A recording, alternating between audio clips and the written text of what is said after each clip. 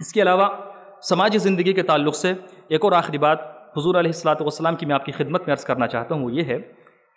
کہ ایک دفعہ ایک شخص اللہ کے رسول صلی اللہ علیہ وسلم کی خدمت میں حاضر ہوا، اور حاضر ہونے کے بعد اس نے عرض کیا کہ اللہ کے رسول ای الاسلام خیر، آپ ذرا یہ بتائیے کہ اسلام کا سب سے بہترین عمل کون سا ہے، اسلام کا سب سے اچھا عمل کون سا ہے؟ میں مسلمان ہو گیا ہوں، لیکن مسلمان ہونے کے بعد اب میں یہ چاہتا ہوں کہ آپ مجھے یہ بتائیں کہ سب سے بہترین عمل کون سا ہے جس کو میں کر سکوں۔ تو اللہ کے رسول صلی اللہ علیہ وسلم نے فرمایا تطعم الطعام وتقرأ السلام علی من عرفت ومن لم تعرف۔ حضور فرماتے ہیں کہ اسلام کا سب سے بہترین عمل یہ ہے کہ تم بھوکوں کو کھانا کھلاؤ۔ اسلام کا سب سے بہترین عمل یہ ہے کہ تم بھوکوں کو کھانا کھلاؤ۔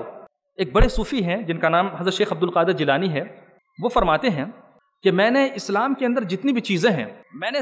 فتشت الاعمال کلہا، میں نے ان تمام اعمال کی چھان بین کی، سب میں غور و خوض کیا، تو تمام چیزوں میں غور و خوض کرنے کے بعد میں اس نتیجے پر پہنچا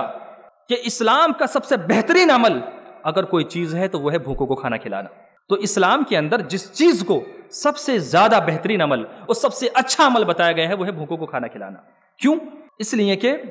اگر جب آپ کسی انسان کو کھانا کھلاتے ہیں تو گوئے کہ آپ اس کو زندگی دیتے ہیں، آپ اس کی زندگی کو بحال کرتے ہیں، اور جب انسان زندہ ہوگا یا زندہ رہے گا تبھی تو کچھ کر پائے گا۔ تو کھانا کھلانے کے ساتھ ہی چونکہ ہم کسی بھی انسان کو زندگی دے رہے ہوتے ہیں یا اس کی زندگی بحال کر رہے ہوتے ہیں، اور کسی کو زندگی دینا یا کسی کی زندگی بحال کرنا سب سے بہترین کام ہے، اس لیے اللہ کے رسول صلی اللہ علیہ وسلم نے فرمایا کہ اسلام کا سب سے پسندیدہ اور سب سے اچھا اور بہترین عمل کوئی چیز ہے تو وہ ہے بھوکوں کو کھانا کھلانا۔